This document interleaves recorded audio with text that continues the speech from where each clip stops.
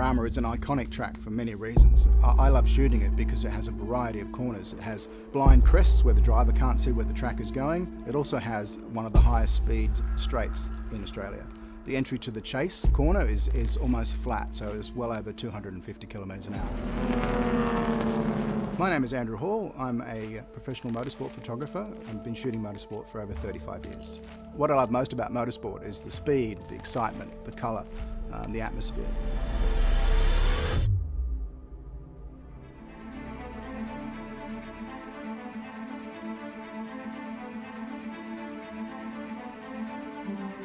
The Fujifilm X-H2S with its subject detection autofocus enable us to track subjects throughout the frame very easily, whether it be a car, a bird, a train, automobile, bike.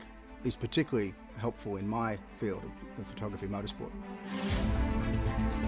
Using the 40 frames per second electronic shutter, you don't miss out on any of the action. Sometimes if you're shooting at 15 frames a second, you may miss a wheel lift or a car off into the gravel, whereas 40 frames a second, you make sure you capture everything. I was involved in the testing and development of the X-H1 camera. That was the first Fujifilm camera to have in-body image stabilizer. And now, with the X-H2S, they've just enhanced that even further with 7-stop in-body image stabilizer.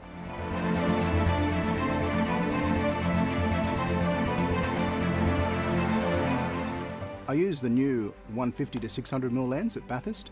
It enabled me to capture images from corners that were previously out of reach. The 150 to 600, for that size lens, it's very light. The image stabilizer means that those images are always going to be nice and sharp. Fujifilm's new X-H2S has what it takes to capture moments of blistering high speed.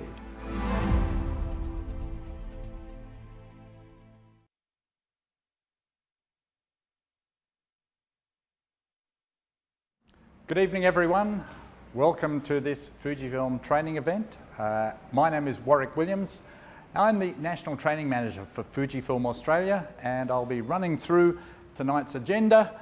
Right now, we're going to talk about some new products, in particular the X-H2S and some features pertaining to that. And then we'll have our guest photographer, Andrew Hall, to talk about X-H2S and using it with motorsport. And then we'll have some questions that we'll be able to take from our audience here.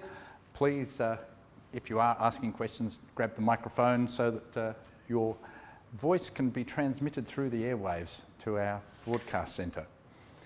Okay, before we go on to the new camera, let's have a look at the range.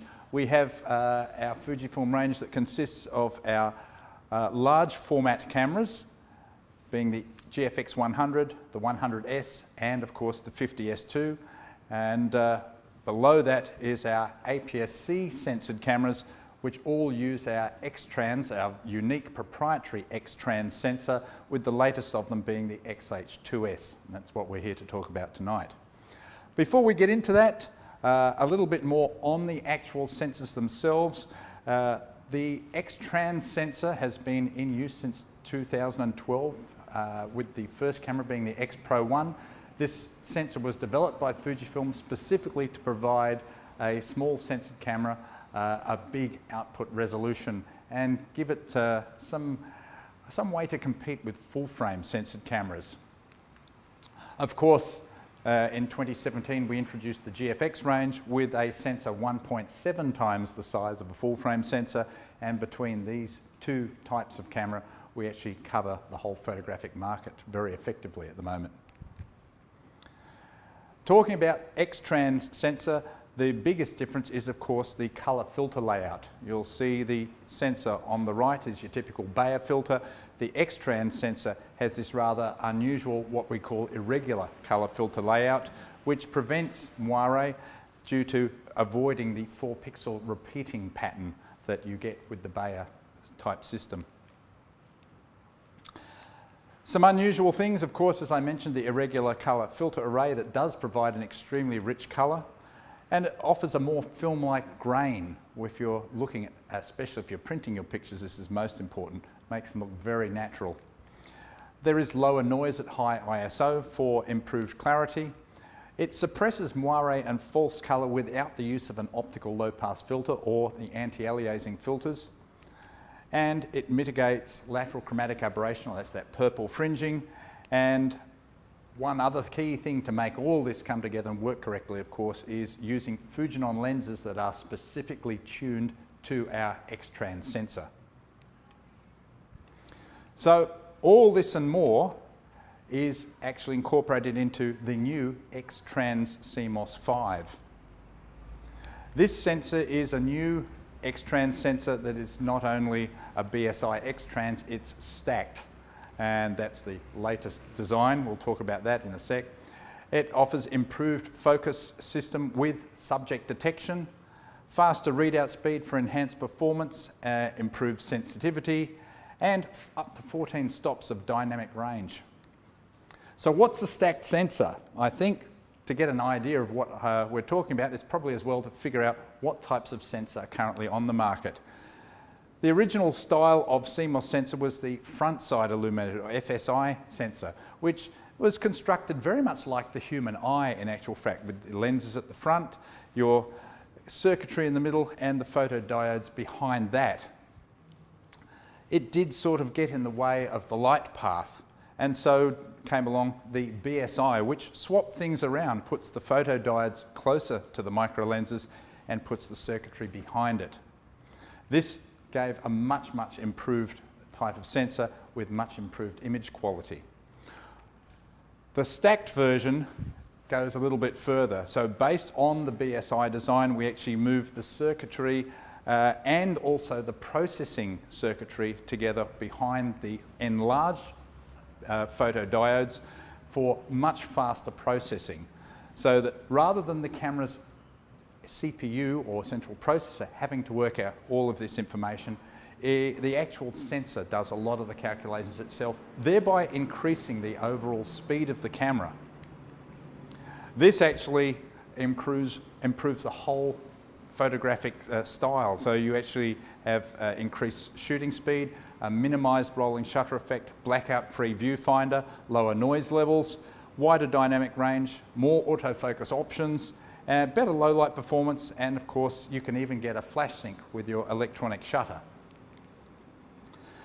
X-Trans CMOS 5 is a 26.1 megapixel stacked BSI X-Trans CMOS, and it is partnered with the X Processor 5, and this is what you're going to find in the latest Fujifilm camera, the X-H2S. This is a particularly good camera for photojournalism, wildlife and sports photography. Very high performance product. So, as I mentioned, our new X-Trans CMOS sensor, the stacked one, subject and face eye detection with autofocus tracking, blackout-free high-speed continuous shooting up to an incredible 40 frames per second with no crop, a high-capacity buffer, so you can actually shoot at 15 frames per second and just fill the cards up if you really want to. Powerful 7-stop 5-axis in-body image stabilization, large, sharp and accurate 5.76 million dot EVF or electronic viewfinder, and the design of this is particularly good and very comfortable to use. 6K video at 30p, 4K 120p and 1080 at 240p, 422 10-bit with ProRes internal recording options as well. So if you're into video, that's going to be great.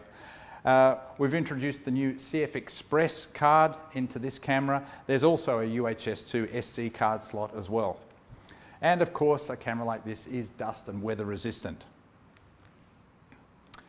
The subject detection is certainly something new for our cameras.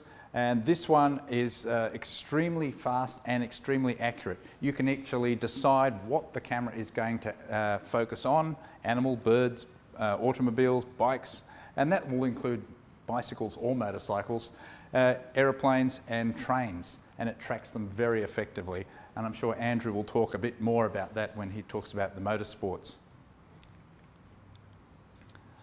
As you'll see in this example, tracking a bird, the camera will actually identify the body, the head, and the eyes if possible. And it's all active, so and very fast as well. For high-speed burst shooting, there's a double-sized buffer, so it will actually record at 40 frames per second or 15 frames per second. At 40 frames per second, you'll get about 5 seconds of shooting, and then it doesn't stop. It will actually slow down to 20 frames a second. So you'll always have the camera able to shoot no matter what the status of the buffer. The image stabilization system is new. It's actually faster, lighter. It has its own sub-processor, and there are many improvements in this one. There's new algorithms that overcome some of the issues with that jump at the start of panning and the oscillation at the end of panning. There is also an improved digital image stabilization system that corrects blurring and works extremely well with all lenses, including wide-angle lenses. The eyepiece, as I mentioned before, is extremely good, very high resolution of 5.76, but it's actually the lensing and the way it is set up. A very high refresh rate and 0.8 times magnification. Very comfortable to use whether you wear glasses or not, or whether you hold the camera close to your eye or a little bit away. Movie modes can be selected via the movie setting on the dial, and there's a lot of those. I won't go into all of those, but there's an enormous selection in there. And at any time you want to record movies, you can actually just press the instant movie record button, and the camera will actually record at any time, no matter what mode you're in. As I mentioned, it's weather resistant, and I know from years of experience with these cameras, a little bit of rain is not going to bother it. A lot of rain is not going to bother it either. These cameras are very much at home, no matter what the weather conditions, hot, cold, or otherwise. The camera's battery life is very good. It's about 600 shots per charge. You can actually add a dual battery grip that will actually give it an additional 2 batteries, and up to between about 1700 and 1850 shots from the 3 batteries in there. There is also an accessory cooling fan. If you want to shoot videos, you'll actually get about 240 minutes of video at 25 degrees. If the weather gets a bit hotter, use the cooling fan, and that will give you up to 240 minutes at 25 degrees, or at 40 degrees you'll get 51 minutes. The back of the camera has changed. The buttons are a new texture, a new size, new placement, and nearly every button is actually a function button, so you can actually customize it to your use. The focus switch on the front of the camera is also now a function button as well. It's something new, and something that will please the video recording fraternity, of course, is the larger HDMI or Type A port, much less prone to damage if the cable gets inadvertently pulled. That's the camera, and the camera also has been released at the same time as these 2 lenses. It's our new super telephoto, the XF150-600. It's certainly going to be appreciated by bird watchers, and it's equivalent actually to 900mm in full frame terms, and it is compatible with our teleconverters, both the 1.4 and the 2 times. It doesn't change its size because all the zoom mechanism is internal. It has an ultra-fast linear motor that will actually give it very fast and accurate focus speed. It's very quiet to operate, and of course it's dust and weather resistant as well. Something new is this one, the 18-120. This is our first XF power zoom lens. I can see this being used by a lot of people, whether they shoot video or not. But it does have a very smooth, quiet power zoom, very easy to use, and the power zoom functionality can be operated from the lens or even allocated to buttons on the actual camera itself, the touch screen even, and you can even actually operate it through the mobile phone app, so you can actually operate these completely remotely. Just some sample pictures now from our X-photographers with various lenses, and the picture quality on the X-H2S is brilliant. It really is. It's beautiful. The new stacked sensor gives it clarity and great dynamic range. Shooting in low light is no problem at all. Shooting moving subjects is no problem at all. Whether you're doing landscape, whether you do nature, or bird watching, or sport, this camera will do it all. Even this multiple exposures at night, I can't believe these were done at 12,800 ISO, and you can't even see the noise in there. It's another multiple exposure done during the Sydney Vivid Festival. Any questions regarding that at all? Then great, so I'll expect everyone to order the new X-H2S. Okay, now I believe it's Andrew Hall is going to give his talk, and Andrew Hall, a well-known motorsport photographer and one of our Fujifilm X photographers, and I have to load my presentation. Up in a Cool. sec. Good evening, in here, out there. This is only my second or third live stream, so be gentle with me. My technical assistant here will load up my presentation. For those who don't know me, I've been a motorsport photographer for 35 years. I started very, very young, obviously. Then I was shooting another brand for 20 years, but the last 10 years, I've been a Fujifilm, proud Fujifilm ambassador, and I've used every iteration, oh look, there's me, every iteration of the Fujifilm X series for my motorsport, from essentially about 2013. In 2015, there was a quantum leap, really. We released the X-T2, along with some longer glass, the 100 to 400, which I was involved in some of the testing and development of. And sort of from that point on, I was able to completely get rid of the other system and concentrate using Fujifilm only for all my motorsport, even all the on-track stuff. So from then, we had the X-T3. My current camera of choice is a T4. I run 2 T4s. And obviously now the X-H2S. So I did some of the testing early on, before the camera was released, probably in March. I tested it in the States. And from the very first practice session, I knew it was something special. So for me, I mean, having been involved with Fuji for 10 years, essentially now I've seen the development, the evolution of the system. So this is sort of the pinnacle of the evolution. This is what all the learnings have been heading towards for 10 years. The image quality is what we've come to expect from Fujifilm. The build quality is fantastic.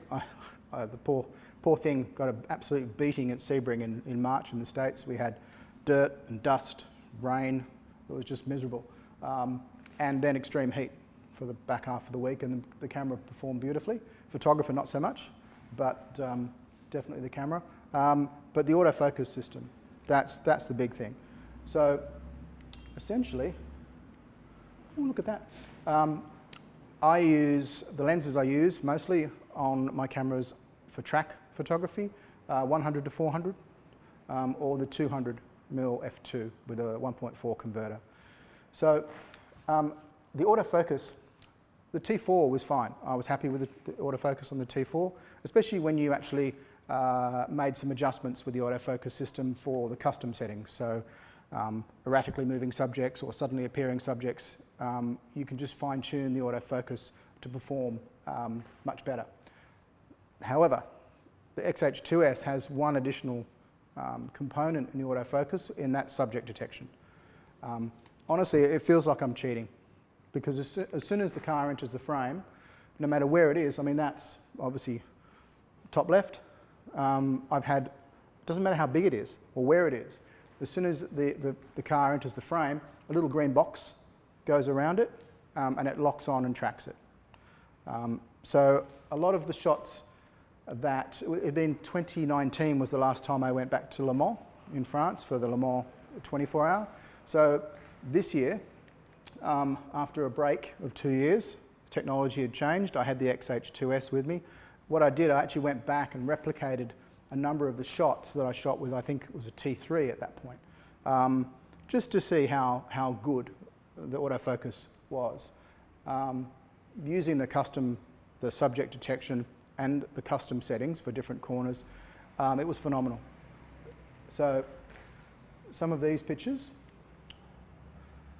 were taken, well, you can see what they were taken with the X-H2S, with probably the 200mm. Low light, fantastic. Like ISO, that was about, that was 1000 ISO. I shot stuff at 2500 ISO. no noise. Yeah, the low light performance was phenomenal. But not only the low light performance as far as the image quality, but the low light performance as far as autofocus. So,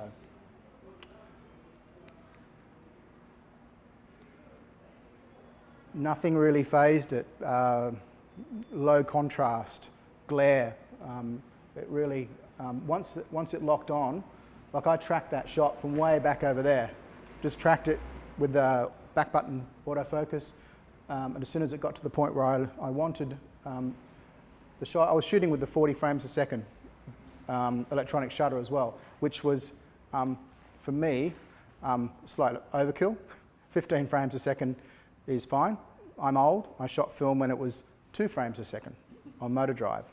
So having 40 frames is ridiculous. But you don't even hit the buffer. So I've got a few issues with my hands. I can't feel. I've got no feeling in my hands. So to actually use electronic shutter, I had to put a noise on it because I couldn't tell whether I was taking a picture or not. Super quiet. No blackout in the viewfinder.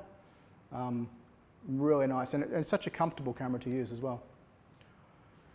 This was the shot I took in 2019 with the T3.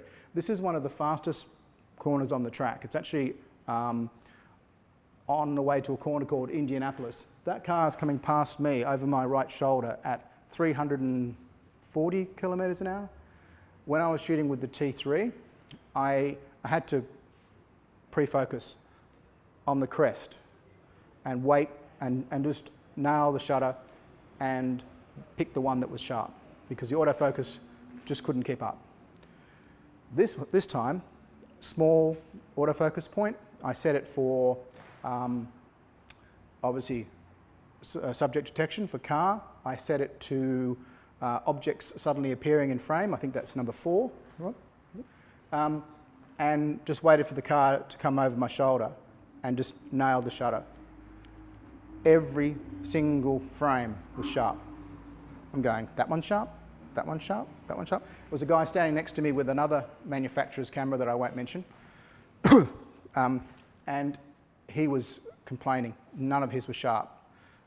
He didn't really like it when I said, well, I've got lots of extra sharp ones. Would you know, I can give you some of those if you like. So that was the point where I said, yes, the autofocus system is phenomenal. And that was just proof to me that Fuji have excelled in this particular camera.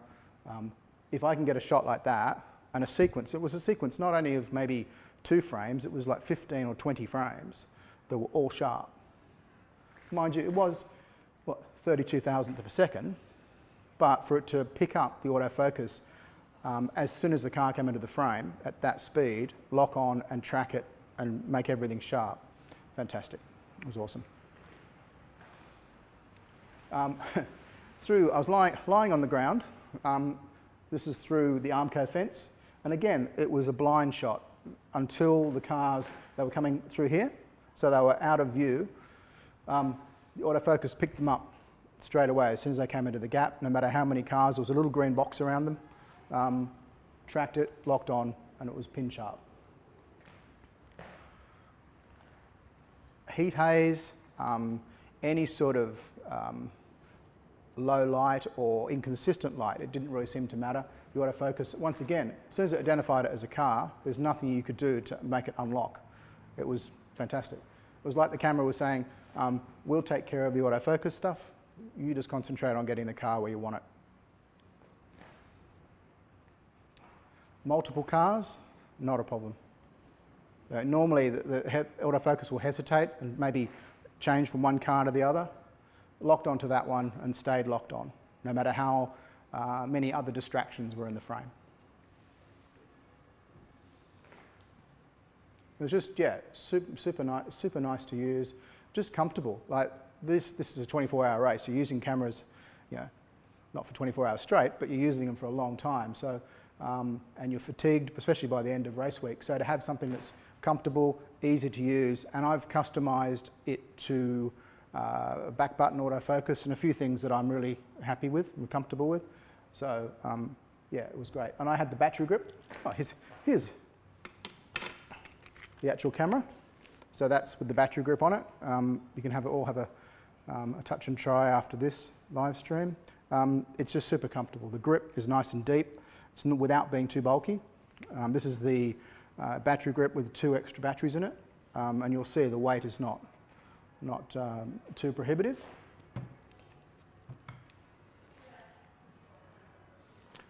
Again, like, it doesn't matter where the car is in the frame. The thing just identifies it as a car, picks it up and tracks it straight away. And a combination of not only a small car in the top of the frame, but also coming out of a shadow area, the autofocus locked onto it straight away. The image stabilizer in pit lane was really cool because that was shot at 1/15th, so handheld with the 10-24, which is a really lovely piece of glass. I wanted to get the mechanics moving. You can't use tripods in pit lane, so I just basically turned it down to a 15th. I could have gone to a 10th. The image stabilizer is that good. And yeah, I got that ghost mechanics type look. So it's good fun. That's what happens when you've been awake for 30-something hours and you're eaten too many lollies and drunk too much coffee. The dangers of motorsport, there's all this gravel followed the car, passed me, and then proceeded to pepper me with nice bits of gravel. But again, like some of the autofocus systems I've used before, it would have issues. It would maybe lock on and track a little bit, but as soon as it gets into a shadow or an area of low contrast, it just drops it. This didn't at all. Locked on and stayed locked on. So with this sort of stuff, I was able to put the focus point on the face. I actually switched off the subject detection and just put on face detection. And it was pretty cool because it picked up the face in the car. So before, like when you're trying to focus, sometimes you focus on the front of the car, the windscreen's not quite sharp, the driver's not quite sharp. Now I just aim the autofocus, put it in the center of the frame, and it picked up the driver's face, even in a helmet. Same thing here. That was not subject detection, that was face detection. I just wanted to try it. So everything that I threw at it, everything I thought, oh, okay, this will be a test for it, it passed with flying colours. It was beautiful and stable. I said the 40 frames a second, there's no blackout on the shutter. The electronic viewfinder is just beautiful and crisp. I can't use a camera now with an optical finder. I'm sorry, I shoot a lot of film simulations, so if I'm running a black and white film simulation, I want to see it in black and white in the viewfinder. And you know, in the early days, people were saying the EVF, I just can't get used to it, I don't like it. I'm now the same with an optical finder. I picked up someone's going, I went, ooh, no, where's the EVF? Again, anything going away from you is usually a good test for an autofocus system. This is one of a sequence of about, I don't know, 15 shots that were all sharp. So, and it flashed into the frame, locked on straight away, and was able to maybe look pretty good as a photographer, which is good. Again, 2 cars in the frame, locked onto the first one, wasn't distracted by the second one. Perfect, that's exactly what you want. Panning, it's just, I love panning. Some days it's all gold, other days it's not so much, but it's not down to the camera, it's down to the photographer. It's a bit of a mental game. This was beautiful light, again with the 50-140, which is a lovely piece of glass. Image stabilizer, what was it, 60th? Yeah, 60th. And I had all the time in the world because it picked it up so early and tracked it beautifully. Nighttime, 1,000, what's that? Is that 1,000? Another 1,000 ISO again. I deliberately use a lot of negative space in my pictures just to create the scene. You don't want to fill the frame with the car all the time because it's going to be, it could be anywhere. Whereas this has to be Le Mans. There are all the restaurants on the other side of the track. The wind was blowing my way, which was unfortunate because I was very hungry at that point. But the autofocus was no drama, low light, it stayed locked on, and it's really cool to see a little green square go around the car and stay locked on.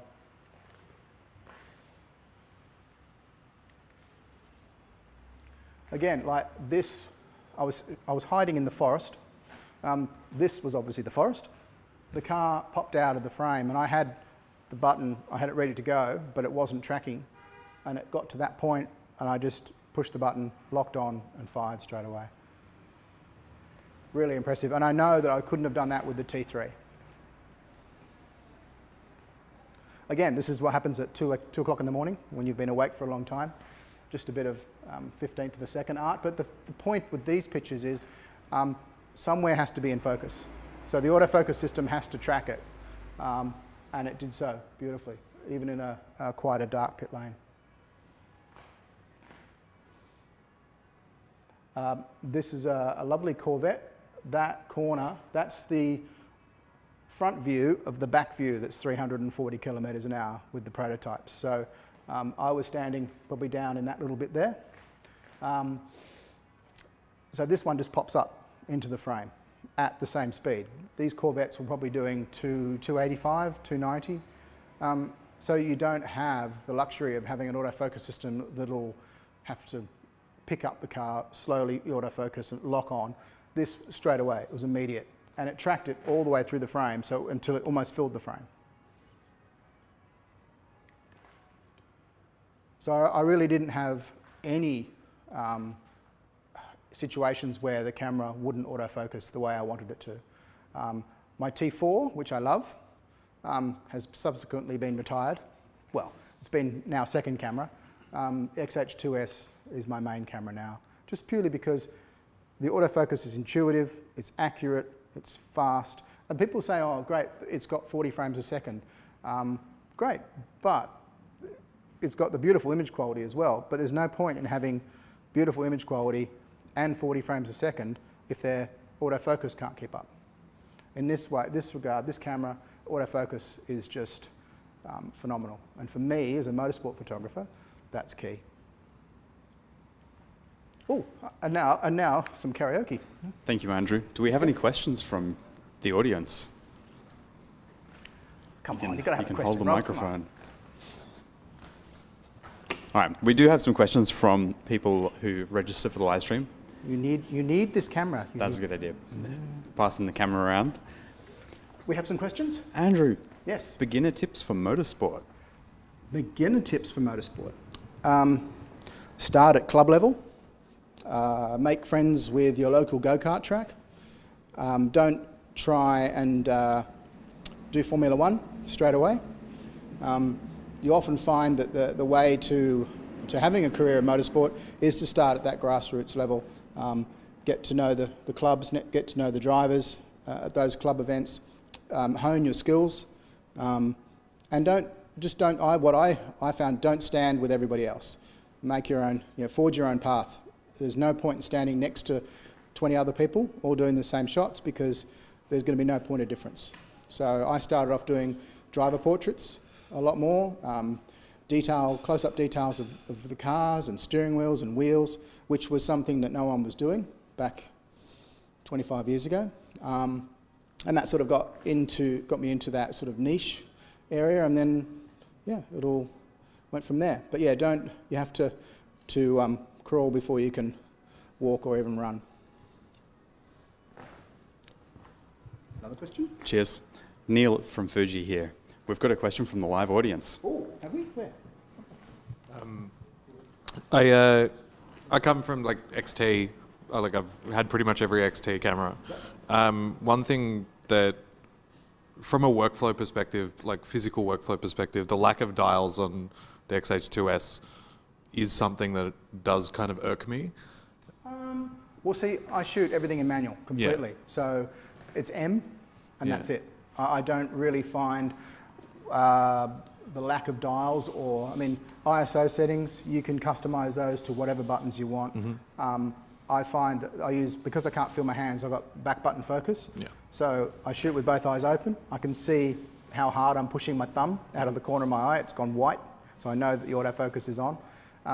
But dials, having a lack of a dial. So what dial are you missing? You like? I mean, I know. Literally shutter, ISO, everything. Like my general workflow, even without looking at the camera, would be turning dials. Okay. So the same way I would use a film camera, I would be turning dials with my eye in the viewfinder. I ended up setting up my XTs on T, and having the shutter speed adjustment on the dial. So I didn't have to. What I found restrictive was when, say, you're on 500th of a second, you've got plus or minus what, 2/3 or something either way in shutter speeds, and then you have to physically turn the dial. Whereas you had it set up for T, the dial it's infinite. Yeah. So I changed my workflow based on that, and I find that being shooting manual, the only thing.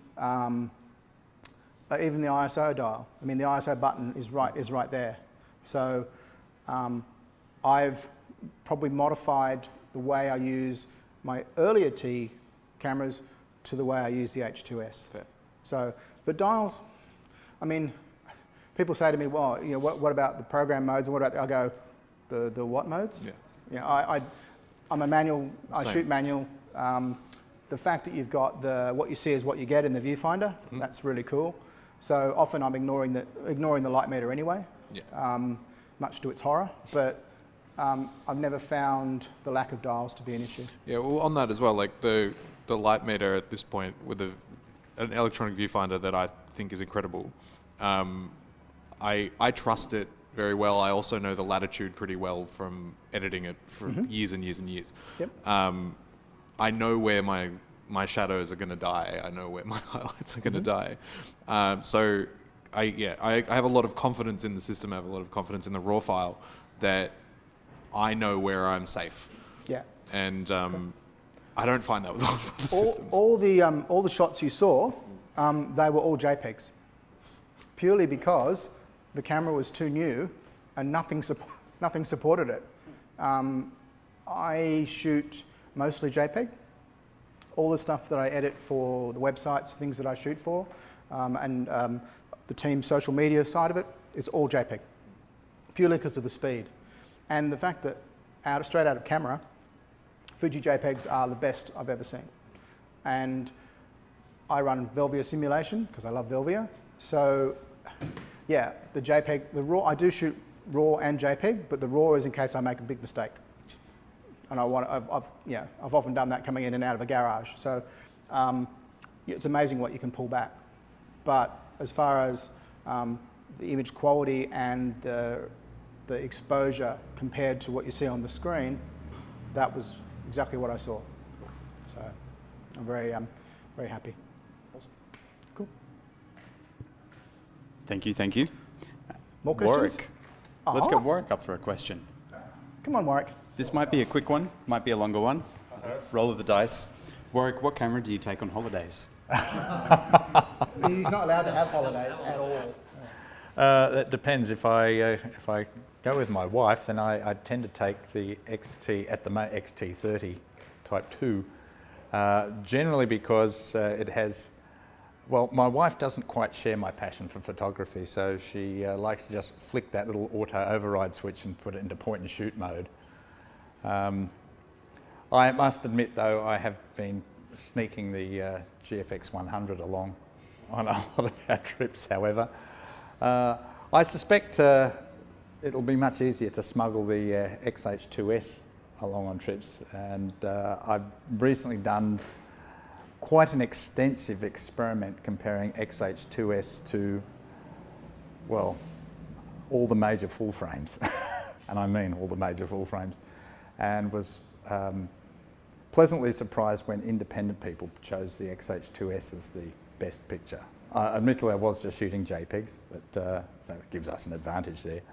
But the picture quality out of the X-H2S with the new sensor and everything is just incredible. It really is. So, and I think my wife would be able to learn to figure out how to turn it to P for program. P for professional. Oh, I mean P for professional. Yeah, That leads nicely into another question, Warwick, which is, can you print large prints with this new camera? Oh, well, as part of the experiment, I'm not allowed to comment on the second half of the experiment. But yes, you can print large prints. In fact, I know how large you can print them before they start to pixelate a bit. Yeah, the JPEGs will print, I find, to A2 in a good photo quality. I've actually printed off a JPEG, off this one, 1.8 by 1.2, straight out of the camera, JPEG, and it's fantastic. So, but I also was able to print 1.8 by 1.2 out of the X-H1. So our sensor technology is amazing. The most common question that's asked of me when I do these presentations and things, first thing they say is, how many megapixel is it? And I just, the same answer every time. I just say, enough. You know, people were just really amazed at how big we can print these things.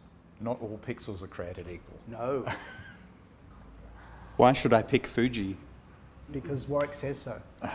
Well, who's asking? Yeah. The whole internet is asking. The one thing that comes through with these cameras is the colour. I don't think anyone even attempts to deny the ability of our cameras to create a great colour.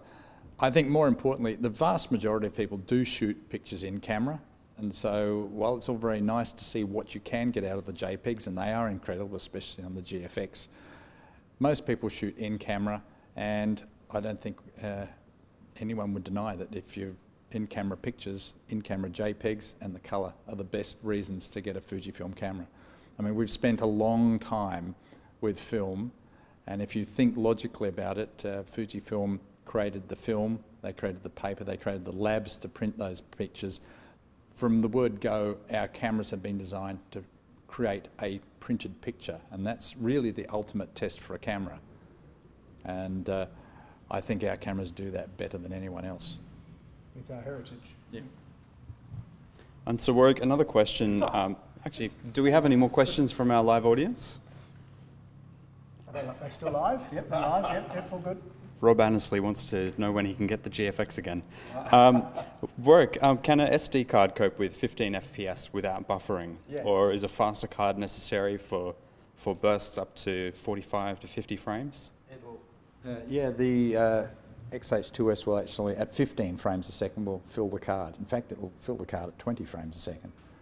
But yeah, so if you're using the mechanical shutter, 15 frames per second. If you're using the electronic shutter, you can use 20 frames per second. As I said, if you use 40 frames per second, it'll shoot, I think it's about 4.86 seconds worth of files. Then it'll slow down to 20 frames a second, and then just keep going till the card's full. And that's, I've tried that on an SD, tried that with RAW and JPEG.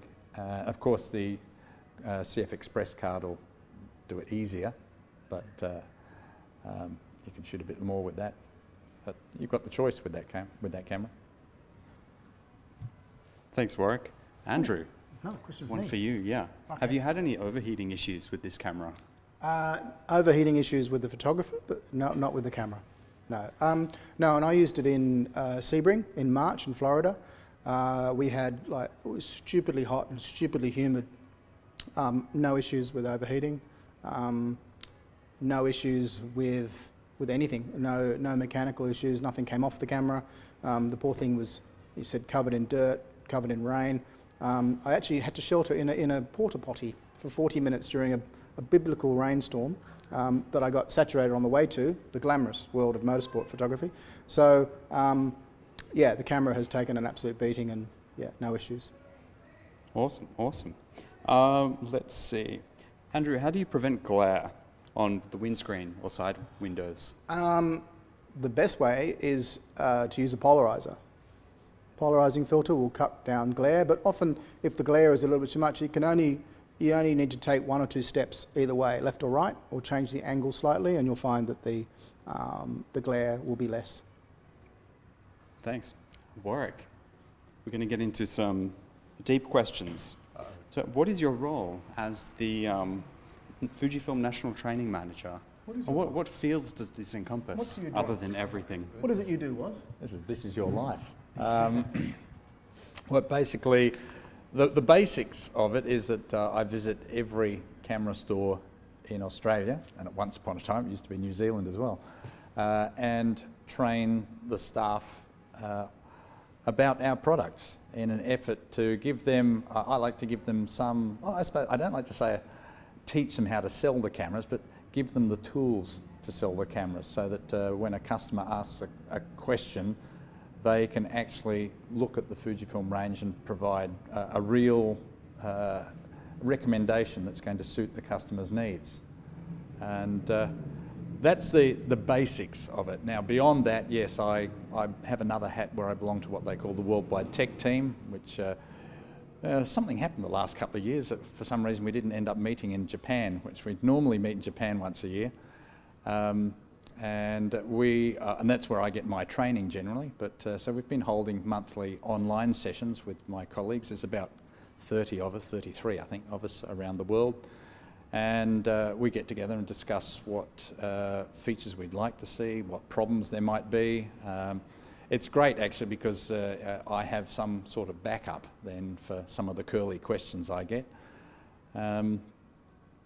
And beyond that, I actually do like to take photographs, and I test the cameras initially in what I call a lab setting. So I look at does it actually operate the way it's supposed to, and I go through every feature in the menu. I'm having a bit of trouble with that with a couple of our latest cameras because there's so many video features.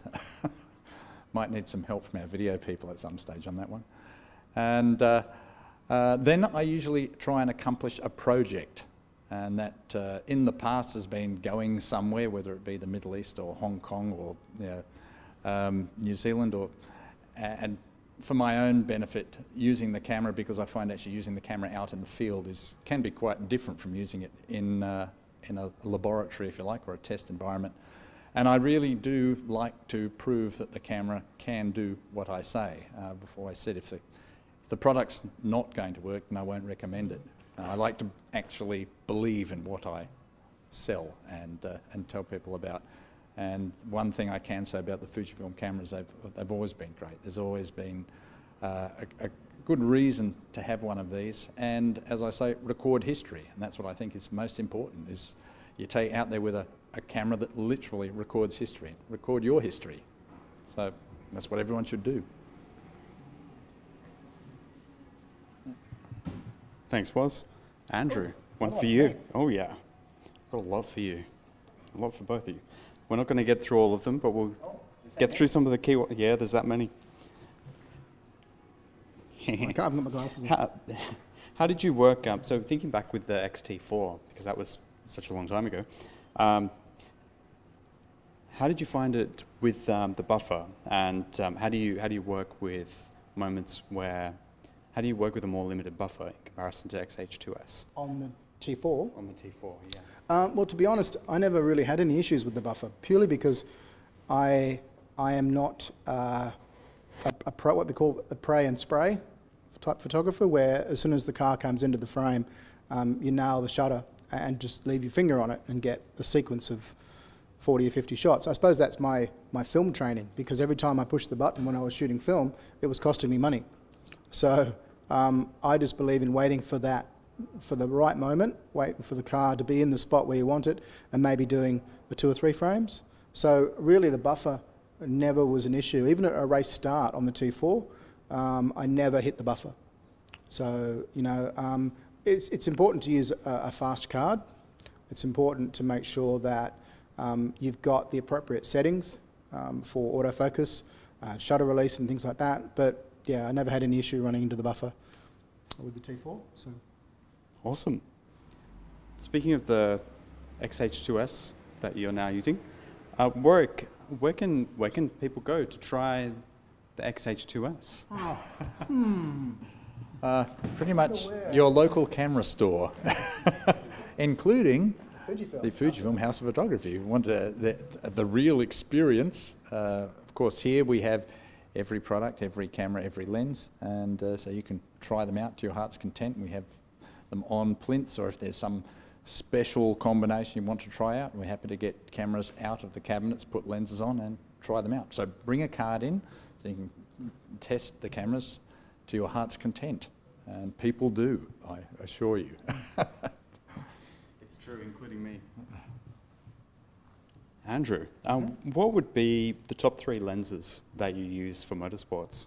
Ooh, okay. For on track, it would be the 100 to 400, which I have a soft spot for because that was a lens that I was involved in the development of. So it's a nice range, it's beautifully stabilized, nice and sharp. But for the majority of my stuff, it's the 200 f2, which is probably the sharpest lens Fuji have ever produced. And the 1.4, which is a matched 1.4, so it comes out of the factory matched to the lens. You can't tell when you're shooting it with the converter or not with the converter. So because a lot of my races are endurance sports car races, so they go into the night, through the night sometimes, early morning, so having that wider aperture is great on the f2, it's 200mm, but the 100-400 is a great one to have in the bag because it's so versatile. And then for portraits or pit lane stuff, that 10-24. I used to use the 8-16, but I found it to be a little bit heavy for me. So the 10-24 at f4, you don't lose anything. It's only one stop, and yeah, so that'd be my 3: the 100-400, the 200 f2, and the 10-24 in pit lane. So what would be one of your, or some of the hardest, most challenging events to photograph? Sebring in Florida because of the heat.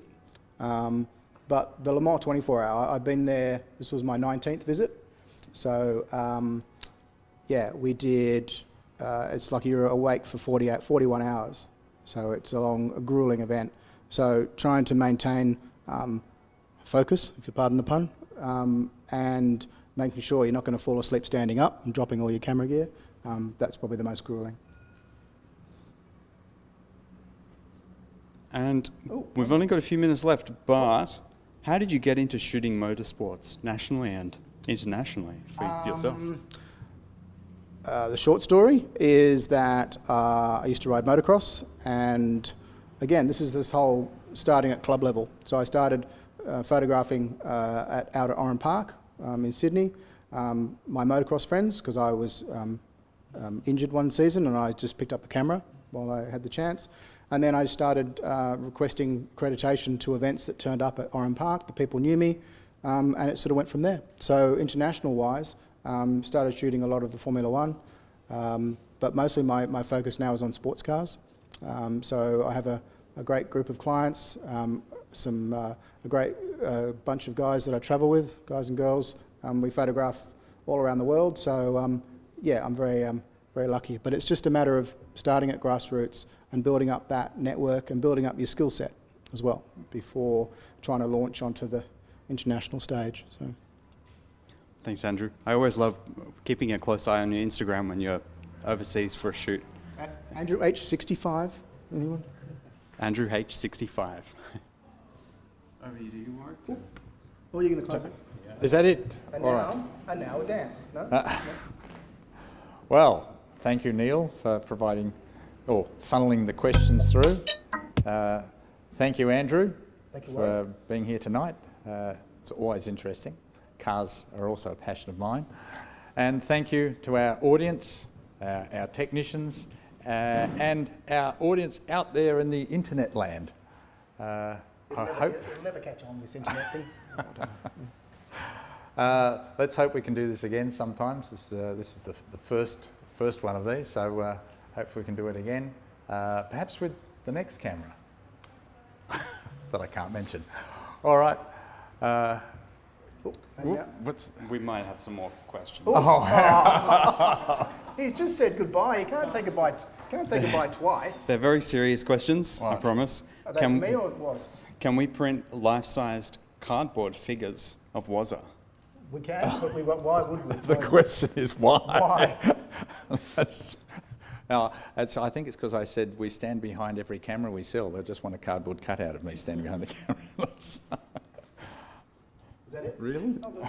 Last one, I promise. Can you talk about using the camera for professional video work? Me? We should get our professional videographers here who are currently using X-H2S's to film this very night. So, With the Fujinon MKX lenses, no yes, less. yeah.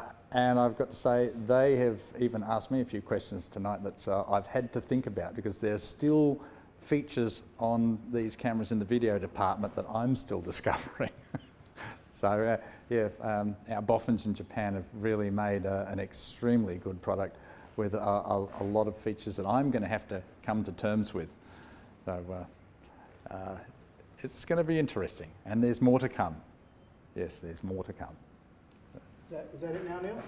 And that's it. Well, say good night again. Thank you, good night, and we'll see you again very, very soon. Bye-bye. Bye, everybody. Bye.